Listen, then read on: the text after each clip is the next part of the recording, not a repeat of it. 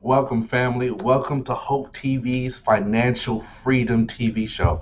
Today, we're going to have a couple of incredible people with us. They're going to talk to us a little bit about financial freedom, our credit, how we can get right for this next season of our lives, and even for the current season that we're in.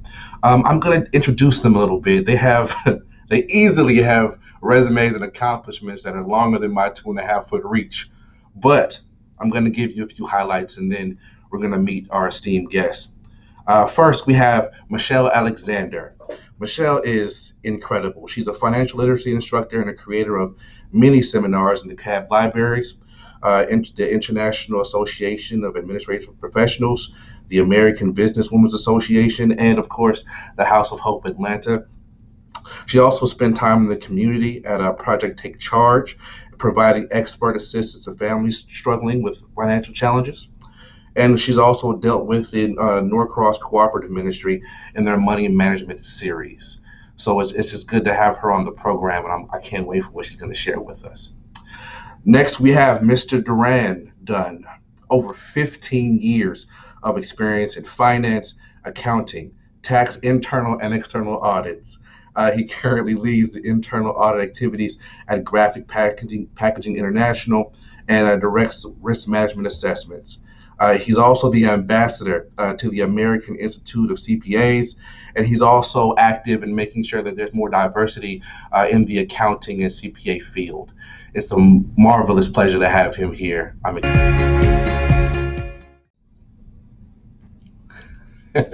Welcome, family. I'm so happy to have you. I'm happy to see your faces. Thank you for being here. You could have been anywhere else, so thank you for your time this evening. Thank you as well, Derek. More than welcome. More than welcome. To our viewers, welcome to you as well in this quarantine season. Thank you for joining us online. I read a little bit of your accomplishments, but in just researching you and reading over your history, y'all have done a lot. Is there anything else that you want to mention in this moment or draw attention to what you may be doing? I'll allow Michelle to go first here. You. Yes, two things I've done that I'm very, very proud of is I had an opportunity. I love writing and I love talking. So you can find that out today. I've had an opportunity to write for the Atlanta Voice, the free newspaper you get in the store, like at Kroger and in libraries and places like that. I had a wonderful opportunity to write for them for about 14 articles. From 2017 to 2018. And recently for the very end of last year and the beginning of this year, I wrote again an article for the Decatur Free Press. So those are accomplishments I'm very proud of. And I know I've reached people because I've gotten some feedback, along the way. So that's another accomplishment I have on there that has reached out, to the communities. I want to say at large. Atlanta Voice, I know presses in DeKalb County, but they still have reached people. Definitely, that's awesome. I see from what you've done already, you spend a lot of time in volunteer work and reaching out to the community as well. And so I'm happy to hear that. I'm happy that you are. So thank you. Thank you. Mr. Dunn, what about yourself? Yeah, Derek, I'm excited that we're talking about, financial freedom, and we'll pull it all together really around the financial literacy and really kind of financial health, right?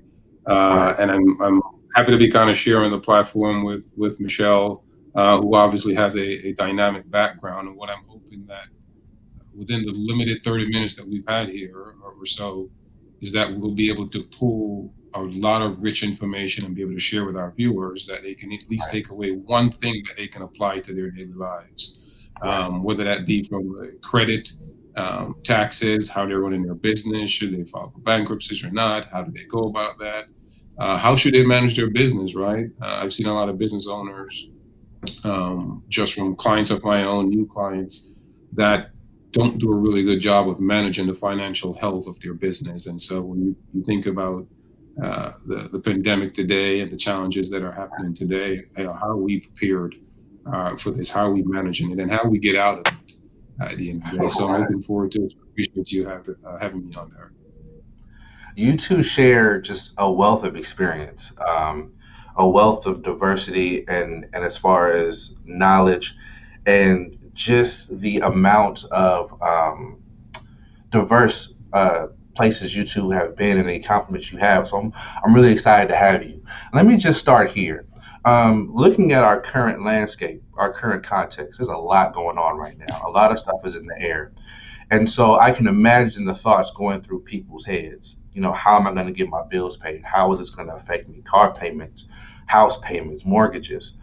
On the basic level, if we could just start there, in this current coronavirus context, when it comes to credit, when it comes to our financial literacy, what should we keep in mind first and foremost?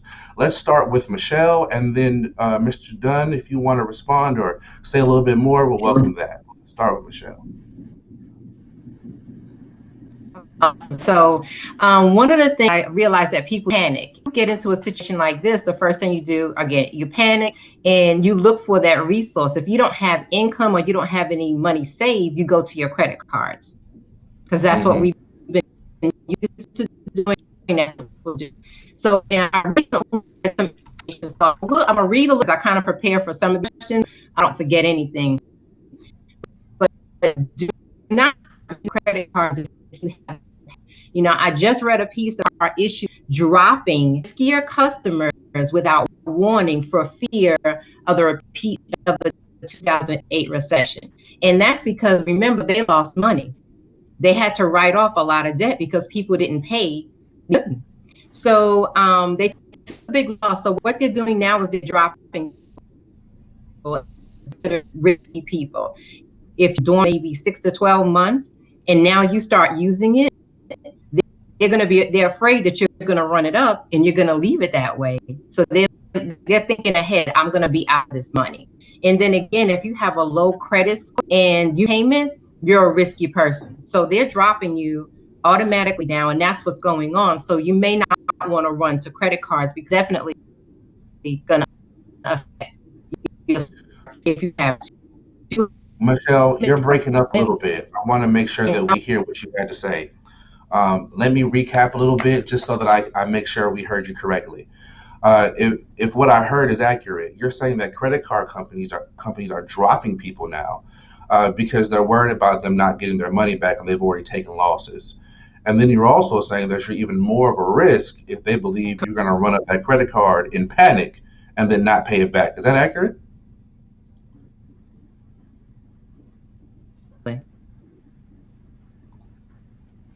Wow. So you're saying that our credit card should not be our default, which is what you're saying, right? Right. It should not be your emergency fund. You said it correct.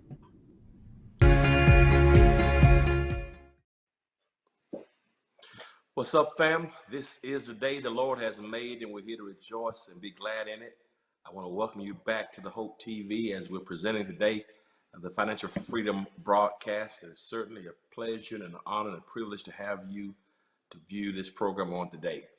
It's my prayer that you're safe and that you're prospering, that you're being healthy, and that you're looking forward to coming out of this pandemic unscathed.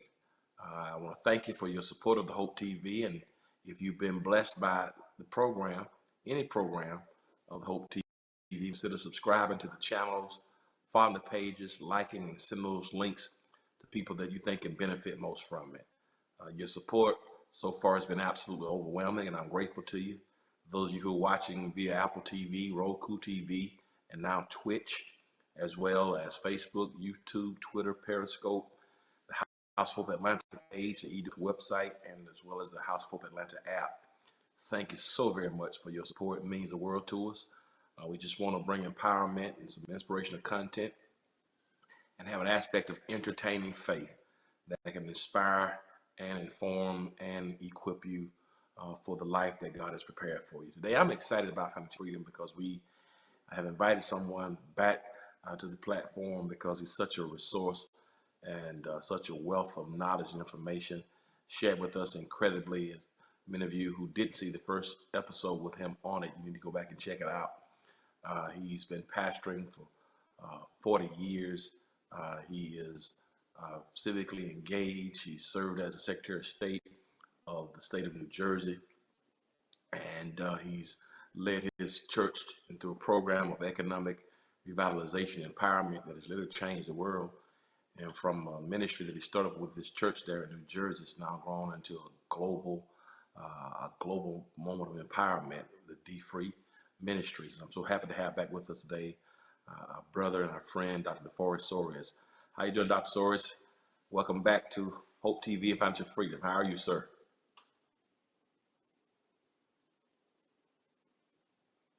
You got to slow down. You know, a lot of us responded to this pandemic initially by going virtual and changing the way we do what we do. But what I found in my own life and what I've been watching you do is respond as if this is a sprint. And you know, if you're running a sprint, you put all into it 100% because you're not going to be running that long. But this, I think by now people know this is not a sprint. This is a marathon. We don't know exactly how long this pandemic is going to last. We don't know when it's gone, if it's really gone. And so guys like you are going to have to pace yourself because we may never get back to what we used to consider normal. And we're going to need to have a long distance strategy and not just a short-term perspective. So I want you to pace yourself. You can't do 8 shows every day live yourself because that's not sustainable. So I'm doing fine, and I want you young guys to really be careful because you want to think through the sustainability of your model and of your strategy. But having said that, I admire you, I respect you. That's why I'm willing to come on with you on about 92 seconds notice and hang out with you today. So God bless you, man. Well, exactly what you said, I completely concur and share with our team and everybody who's involved. I'm not going to be doing this by myself. And it's so important because you're exactly right. This is a marathon, and I don't think it'll ever be back to normal. And no, I don't think we'll ever new be normal back has to to be developed. And so you're exactly correct. That's right, new normal. You know, we were talking earlier about the impact that this is going to have on your ministry and my ministry and ministries everywhere, just even in terms of the people that you've had to bury over the past few weeks. People don't realize that. And I think that's important, though, because I think even that has not just a grieving aspect on the church, but even a financial aspect of the church in terms of you having to bury 20 people. I mean, can you talk about that for a moment and just what that's done to you emotionally as a pastor? Sure. You know, shifting to virtual services really wasn't hard. We've been streaming 20 years. And like you, we've invested in our technological infrastructure. I got a full-time technology person on staff. And so shifting how we do worship, changing how we do prayer meeting, Bible study, Sunday school. I mean, that was pretty much a flip of the switch. Now, it was different for a lot of people, but in terms of an operation, we didn't have to do much to add to who we are and what we have. Financially, we've done well. People have been giving online through the years, and many of our older saints are mailing checks in. The greatest stress factor on the church, on the culture, and on my ministry has been these deaths. We're getting 2 to 3 deaths a day, either church members, you know, in large churches like ours, Pastor, we get it all, and so we get a multiple of what's normal, or it's family members of church members. And when you have a high performing church members expect the church to respond to their needs, even if the need is not sitting in the pews. And so typically what we would do is dispatch officers, we would dispatch clergy, we would have food taken to the house, we would gather, you know how we do it. I mean, Black folk take death very seriously, and that's when our community really comes together.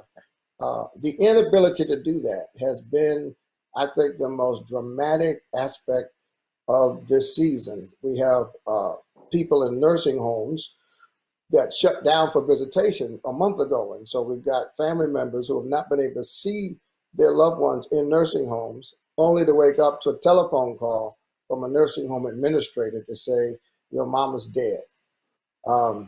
This has been a traumatic impact, and I think we're going to need a spiritual, therapeutic remedy for this for months, if not years to come.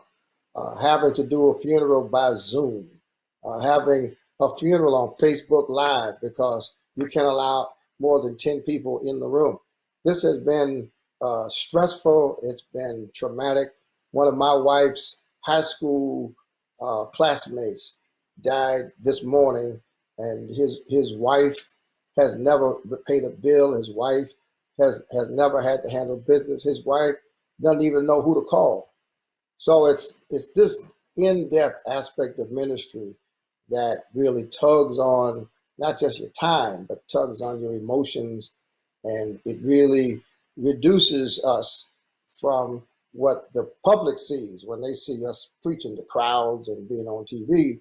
We're down to the most finite dimension of ministry, which is pastoral care for people who are bereaved. It's a phenomenal season, and only God can give us the strength to do all of what we do and to tend to that with integrity. You know, it's amazing that you said that, just the emotional trauma, you know, of losing people and not being able to see people as a pastor who cares for the people. And I was thinking about it, and this was why I wanted to talk to you today, because I think, you know, not only will we have to, we're adjusting in terms of how we provide pastoral care this season, as the things you just mentioned, but my concern and what I've been really prayerful about is when we look at D-Free and what you did in terms of establishing that program, eliminating over $1 million worth of debt within your congregation in less than a year, and expanding that and developing curriculum, and now it's gone globally. You know, it deals a lot with that individual, you know, and with that person. People are freed up. They can be more of a blessing to the community in terms of what they invest, etc. But I was really wanting to talk to you today because I think that what you have instilled in terms of principles for D-Free in many ways now may need to be applied to churches, because what you've done at First Baptist and what others have done and what we're trying to get to is how do we create that margin, not just for individuals, but within the institutions and within the churches. Because now I think as we go forward, I think it's a good time now for churches to reconsider what we've done, what we've invested in, and how can we move forward so that when we come out of this, when the next COVID-19 occurs, we'll have more margin in order to do ministry. So what do you suggest today for churches in terms of reducing expenses during this time as we prepare to get back to whatever the normal is going to be? Yeah, you know, it's interesting you would say that, because I hadn't really thought about it until you said it. I actually wrote a chapter for my book on the institutional implications of D-Free, and my publisher didn't include it because my publisher wanted the book to focus on the individual. And I have thought in the past about publishing it as a little booklet myself for pastors. Here's the point. We say to people, you should have 6 months of cash available, because if something happens, like this pandemic that was unforeseen, like this shutdown of jobs, millions of people without work, if something happens and you have to make a transition personally, you should be able to live without income for 6 months. Well, that principle is now urgent for churches. You know, I preached at the National Baptist Convention twice a year for 3 years. They just stopped inviting me. And I was telling them, I told them, listen, if your church is living Sunday to Sunday and your members are living paycheck to paycheck, then one little incident, one little crisis, one hurricane, one bad blizzard, one economic trauma can wipe you out. And as you know, many of our churches are living Sunday to Sunday. And it doesn't take a pandemic for most of our churches. It takes a bad snowstorm or a hurricane to really throw us in the tailspin. The other principle that we teach in D-Free that your members have really bought into is to live below your means. And many of us allow our vision to undermine our budget. That some vision is unaffordable. And just because God told you to do it doesn't mean God told you to go into debt trying to do it. And so what we've tried to teach churches, I'm working with a church right now that has a significant decrease in revenue even before COVID-19, that if it's right for our members to live below their income, it's right for our churches to live below our income. And so in our budget at First Baptist, we budget to spend 90% next year of what we brought in last year, which guarantees that our growth will give us a good 20% surplus every single year. We've had a surplus every year at First Baptist since 2005, because we plan to spend less than we bring in. That's after salaries, that's after mortgage, that's after missions, it's after giving to Lot Carey and other organizations. We plan to have that on the side. And so if our church had been shut down completely for the rest of this year with no virtual worship, we could have survived and paid salaries because we have a reserve. And that's what I want pastors to take seriously. Now, what it means is what we had to do, we had to stop letting folk eat every time we had a meeting. We were spending thousands of dollars on food because we got this beautiful kitchen and this nice fellowship hall. And so every time the ushers met, every time the nurses met, every time the missionaries met, they wanted to have a meal. We had a full-time chef. So I took, long before the pandemic, I turned the full-time chef into part-time chef, and we have strategic meals now. Jesus ate a lot, but he didn't eat all the time, you know. So we have to start looking at every expense category and do institutionally what we've been teaching people to do individually, and that is to find our spending leaks. Find out where are we spending money that we really don't need to spend to fulfill the mission and the mandate that God gave to us. Wow, that's it's absolutely, that's an incredible rubric that every year your budget is based on 90% of the income from the previous year. Did I hear Yes, you correctly? sir. Yes, sir. And so that automatically gives you margin there, and in anticipated growth would all go to savings. Let me ask you this, because I think Yes, that's sir. I'm gonna appropriate that this year as we start our budget preparation for 2021. I'm gonna follow that model because we've been putting some things in place.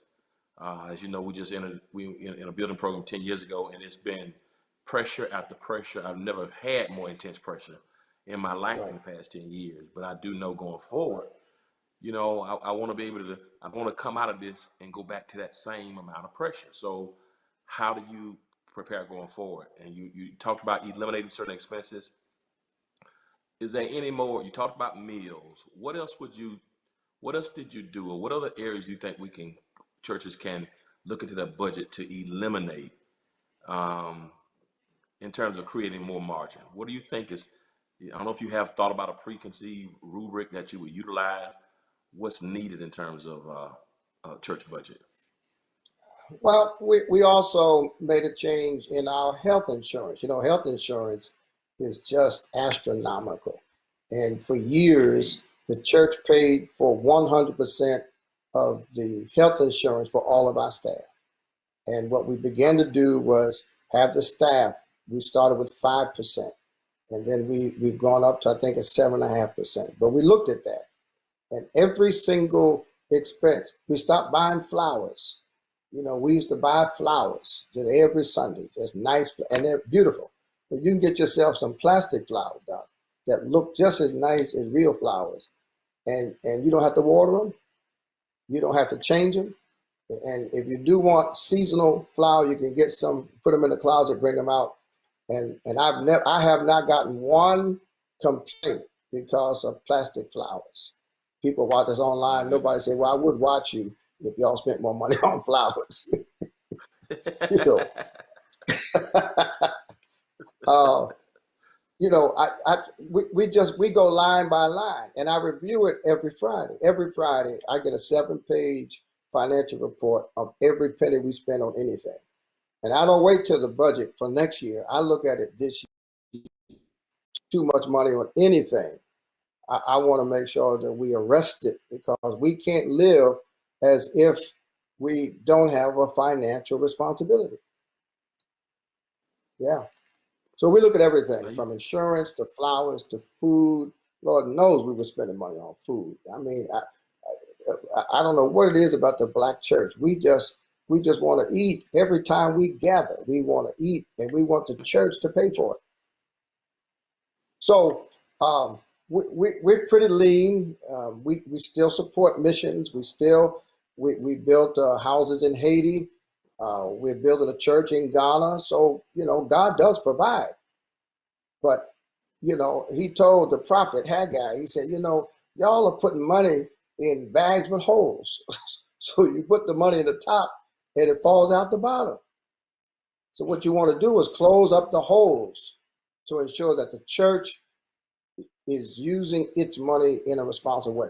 I was sitting here while we were getting ready, just thinking about this. The name of this broadcast is Financial Freedom. You can't have freedom if you don't acknowledge that you're in bondage.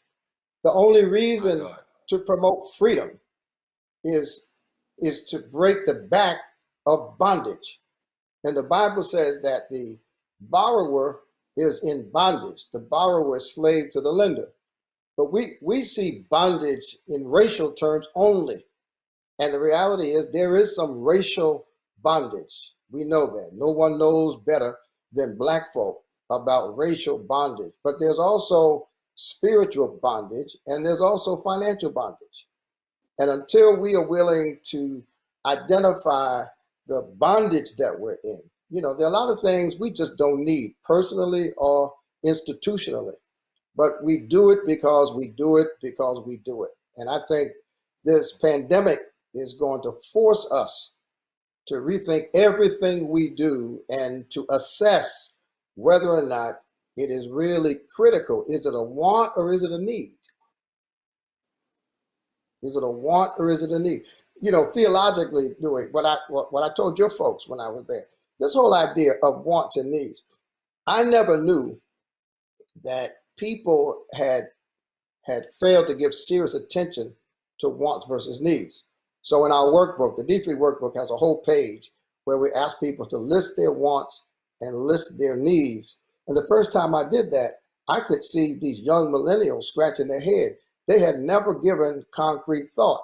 Now let's look at the theology. Forget the economics. Let's look at the theology. The Bible says that God will supply all of our needs according to his riches and glory, right? Needs.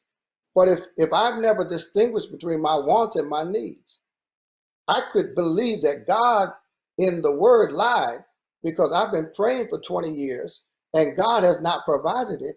But what I've been praying for is not a need, but a want.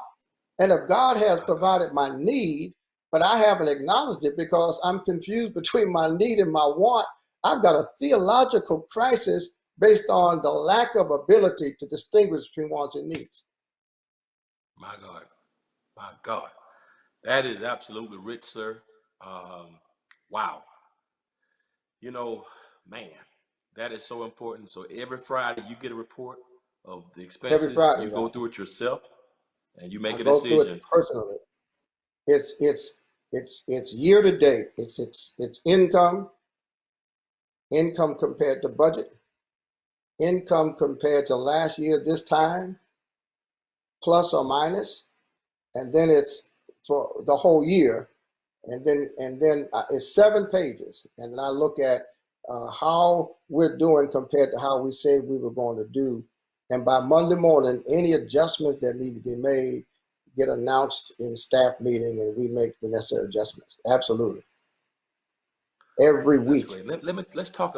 You talked a lot about, and I thank you for your time, because I know you're incredibly busy, but I trust you. I trust you as a pastor, as a leader, as a thinker, and I just don't.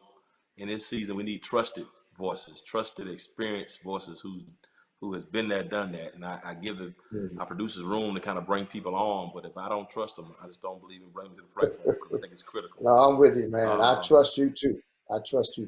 So, in terms of anything that churches can do in terms of multiple streams of income, or what do you think you've done? I know as a byproduct of you helping to decrease people's debt in First Baptist, that it Yeah. has helped the revenue in the church to increase. But are there any other suggestions or things that you've experienced that pastors can do, strategies that they can implement that will help increase revenue or develop more streams of revenue? That's what I want to get into as you get ready Yeah. to log Yeah. off and get to your other meeting. But I want to just get that because I think it's twofold. It's decreasing debt, but also increasing revenue. So any strategies, anything from your experience that you've done to increase revenue and to diversify the revenue? Yeah, you put your finger on this thing, and prior to coming on, your folk told me that you wanted to talk about streams of income. And I don't talk about myself much, especially with people that I don't know and trust, but I know and trust you. So I decided, first time, I'd never done this before today, I decided to literally write down my streams of income. Because historically, I'm a pastor, but I had a small church. They couldn't afford to pay me what I needed for a wife and twin sons. And so we had an arrangement, as long as they on Sunday and did my job, that, they didn't tamper with my teaching or preaching out. And most of my extra revenue came from preaching. So it was pastoring and preaching. But look at where we are today. You can't preach out. So if my only extra income came from preaching out, there's no place out to go. So I started some years ago with this whole multiple streams of income personally. And as a result of your invitation today, I realized I have 13 streams of income, which means that my outside speaking is gone, but I got 12 more streams. And none of those streams require leaving home. I've got an online course that I licensed to a website, and they pay me every 3 months to have their members watch it. So nobody does this better than T.D. Jakes. T.D. Jakes, I bet if he were to sit down, he probably had 36 streams of income. So if it's good for me, it's good for the church. And what I'm preparing to do now, in the next few weeks, I'll let you know about it. We're going to have a webinar for churches to talk about using their land.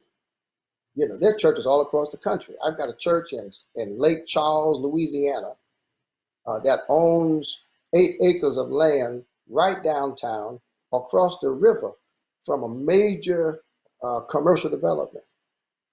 You've got land right behind your building. When I came to your building, I saw that land back there. I said, I hope the church owns all of this. We've bought land, which is how we protected our neighborhood from gentrification. And we built 120 houses. We built senior housing.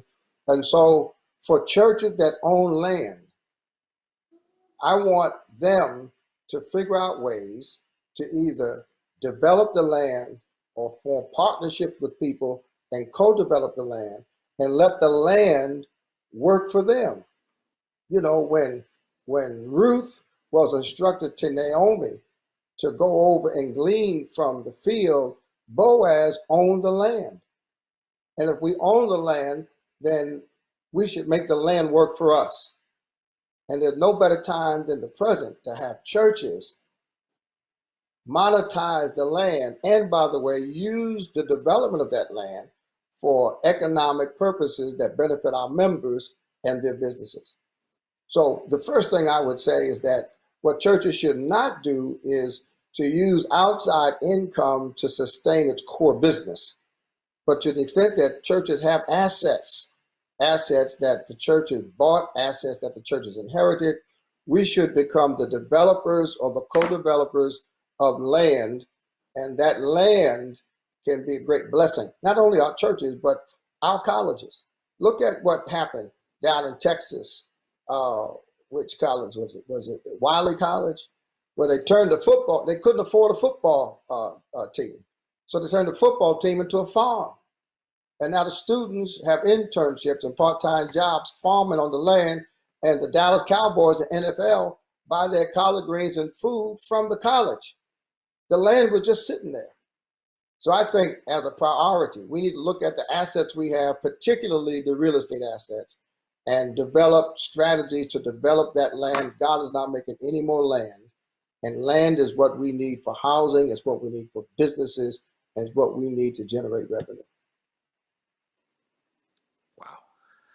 So you're gonna do you got a workshop coming in a couple weeks. Yeah. That you're gonna go in Couple more weeks. detail. In fact, I've got a call do. tonight. I've got a call tonight with an attorney who is on my foundation board, and he's pulling together the details for us. And we're going to have investors come on the webinar to explain to churches what they're looking for to bring their investment capital to partner with churches to develop land. Yes, sir.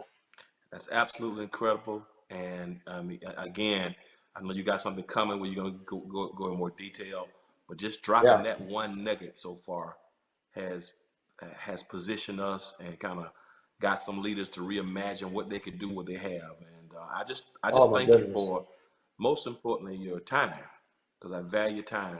Second, I thank you for time is yours. Your accessibility, being accessible to us, and then most importantly, your example and your experience, because I think if you want to become something, you gotta model it, you gotta see it, and the more you're around greatness and the more you're around experience that's seasoned and that's mature and proven, then those principles and those qualities can certainly be transferable. So I just want to thank you again just for your time, because I know you're incredibly busy. Is there any one last word?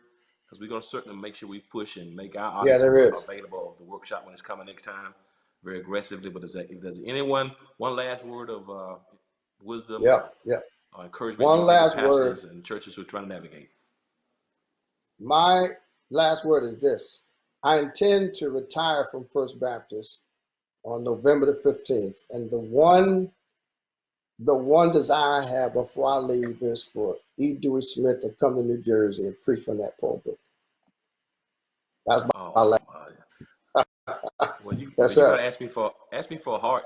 Ask me for a heart thing. That's ask me something hard. That's simple. You just say the word. Well, but let me say this though. Honor. Yeah. Let me say this. Paul told the Corinthian church that God always has a way out. And that's really my last word. I don't care how difficult the challenge. I don't care how thin the offerings get. I don't care how long the pandemic lasts. God has already created a way out. There's a way out. And our faith in God should not be limited to God blessing us with what we want today. But our faith in God should give us the assurance that there is a way out, and on the other side of every storm, there's a better day than the day before the storm. So that's my word, especially the pastors, who lose sleep over this stuff. See, our deacons and our trustees, they're with us and they pray for us, but they go to bed and go to sleep. And we're up tossing and turning. And if we do go to sleep, we dream about the work. So there's a way out. And sometimes the way to the way out comes from an unlikely source. So hang in there. And, we sing all them songs, the Lord will make a way somehow. He may not come when he want him. Now it's time for all those slogans and all those songs to become our functional reality. Yes, sir. Listen, so thank you. Keep doing what you do, but pace yourself, because we need you to be a long distance winner. All right? Yes. Thank you so much. Friends, all right, sir. If you haven't been inspired, if you've been watching this and you haven't been inspired by Dr. DeForest B. Soares, I don't know what to tell you. We're trying to bring you some content, and I know I've been blessed in every principle. I'm like a sponge to every word. We're going to implement it, and what he has done, not just in his church, but in my church and many others across the world, our members have been blessed and empowered. And today we want to empower the institution and the church. And so I hope you've been inspired by it. Dr. Forrest has a webinar coming in a couple of weeks. We're going to keep you abreast of it. And hope you've been impacted, positive by this episode of Financial Freedom. We're going to close this broadcast now, but always remember this. If you be good to God, God will be good to you. We're going to make it through it, one step at a time. Peace. Until next time. God bless you. God bless you. Bless you, man.